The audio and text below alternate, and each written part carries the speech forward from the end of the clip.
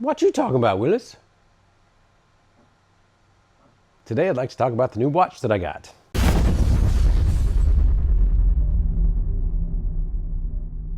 As much as I love the calculator watches, I tend to break them. In the last, 5 years, I've definitely gone through more than 5 of those watches, which would have more than paid for what I got here. This is a Samsung. I don't know, nor do I really care, but let's look. It probably says it on the back. This is a Samsung. Flash me in the eye with the thing. It's a 40 millimeter LTE GPS 5 atmosphere. Come on, you got a model on here somewhere, don't you? I don't know, a 5 or a 7 or whatever it is, I guess. Whatever's new at the time. But it's a Samsung watch. I have a Samsung phone, probably. And I was really tempted to get a dumb phone. I've been very tempted to get a dumb phone. But the only issue with that nowadays is the majority of the messaging apps that I have are only on smartphones. If I want to go somewhere, what if I need GPS? I don't want to downgrade that phone or have to keep a second line and second phone and everything, which I do have 2 lines. I went to shut down the second line because I've got this, which means that I could just get rid of one phone. And AT&T was like, oh, well, and instead of getting rid of your second line, what if you keep that and we give you an $800 credit on your account? So I was like, yeah, sure, give me that $800 credit. But there was nothing that said that I had to keep the second line open to get the credit. So they gave me the credit, and I'm probably going to upgrade my normal phone and then shut down my second line anyway. We'll see. We'll see what happens. I digress. Back to the watch. This was less than $300 because it's the LTE version with a smaller watch face. And overall, quick impressions, the 40 millimeter one, if you keep Wi-Fi on and use a lot of like apps back and forth between your watch and this device, it doesn't last a full day. So I haven't really used this at all. I put it on at it's like 6 a.m. or 5:30 whenever I got up this morning. It's currently 11 o'clock and it's got 86% of my battery left, which is plenty for the day. However, I've noticed when I do a lot of messaging and stuff like that through this, it dies really fast and it'll die closer to 5 p.m. So I believe that the larger watches should actually have a longer runtime, especially if you have where the face turns off automatically. Some of the features like keeping the face on, using Wi-Fi, and again, like I said, having the apps talk back and forth a whole lot between them, it burns the battery up a little too fast. So your mileage may vary on this, and since I don't have huge forearms, I went for the smaller watch. It was also like $100 cheaper or something, but I upgraded to the LTE version so that I could just leave my phone at home, which is essentially what I'm doing these days. And it's not 100% foolproof. Sometimes the calls don't ring through, like especially in this building, which shouldn't be a surprise. I don't get any sort of texts or phone calls through this online, but or when I'm in the building.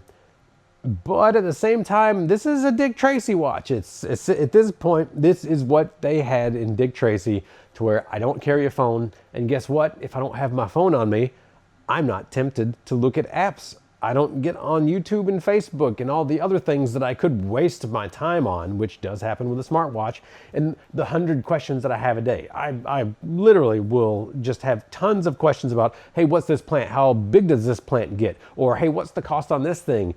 Constantly throughout the day, and I pull out the phone, and I kid you not, I will forget what I pulled my phone out for and end up doing something else for a few minutes before I realize, oh wait, I had a question, and then I don't even remember the question.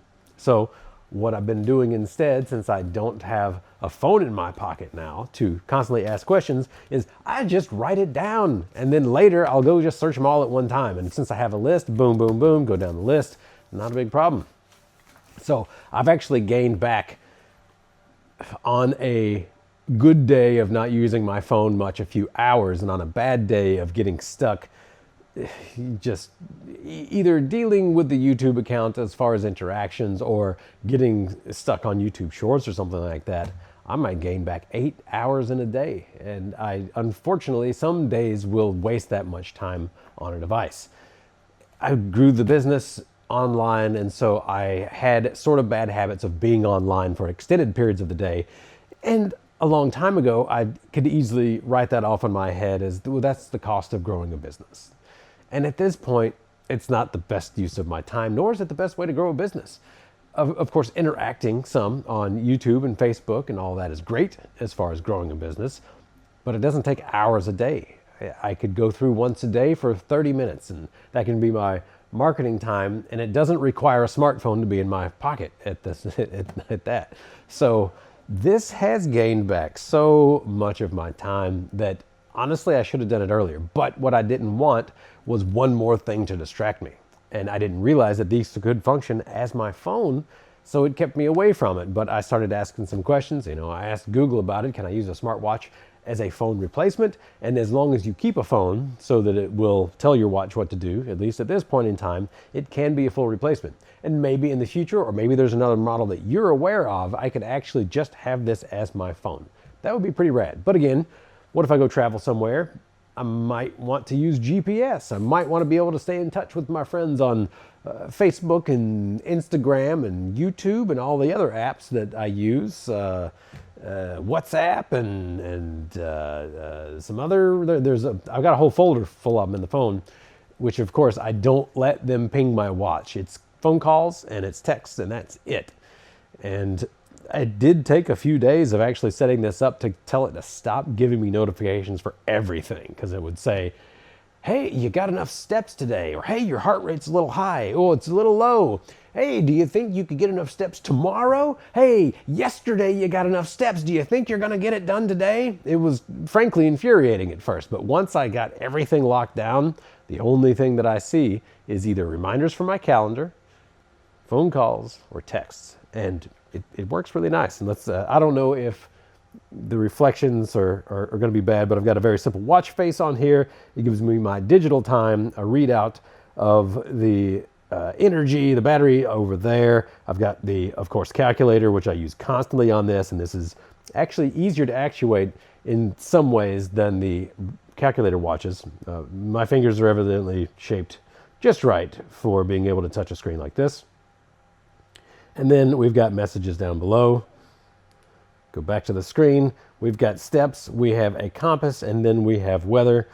And that's all I really need to see. It's all useful enough. Oh, it's got my heart rate on there as well, which really interesting to watch that and see throughout the day when I wake up how low it can be. My heart rate will get into the 40s in the middle of the night if I wear it during the night, which usually I don't. But it'll get into the 40s when I'm in the depths of sleep. And then as I wake up, it goes up and peaks about the time that I start drinking coffee, of course. Then it goes down a little bit, and then I work out, goes back up, and then it kind of goes back down until somewhere around, depending on if I'm doing yard work during the day, playing in the garden, and then it goes back up after work for some reason. But usually I'm playing outside when it's after work. That's been kind of cool to see my heart rate and see what it actually is. So right now it's telling me, I do have the heart rate on all the time, which does burn a little bit more battery, but it's telling me that my heart rate is 81 beats per minute right here. My daily min and max, 57 or 56 when I got up this morning, 116 max. I don't know why it was so high earlier, but yeah, who knows? Maybe I was thinking about something fun. But overall, if you haven't gotten a smartwatch because you don't want the extra thing, I can understand it, but I got the extra thing and it is actually less things for me in the way that I'm utilizing it. So for me, 2 thumbs up. And if you're trying to get off your device, this may actually be the way to get off of it and still be able to text and message. Because for the texting, well, typing on this thing is terrible, but it also has the voice to text function that works extremely well, better than my phone does. And you can also send voice messages, which works. And if you want email and you want Facebook Messenger and all that crap on there, well, it'll do that too. But if you don't want it, then this, in my opinion, is better than going back to a dumb phone, because I can still keep the smartphone in the wings. I am paying $10 more a month, which is a downside to this, but for being able to get in contact with people and have people contact me, it's working out. So I don't know that I'm going to be wearing the calculator watch as much anymore. I've rubbed through the gold on my metal band one. I have ruined all of the other ones by washing my hands or playing in the dirt or getting into water during the day. So I'm back at the point of, hey, I need a new watch. Yeah, yep, got it. And so far, it's working great.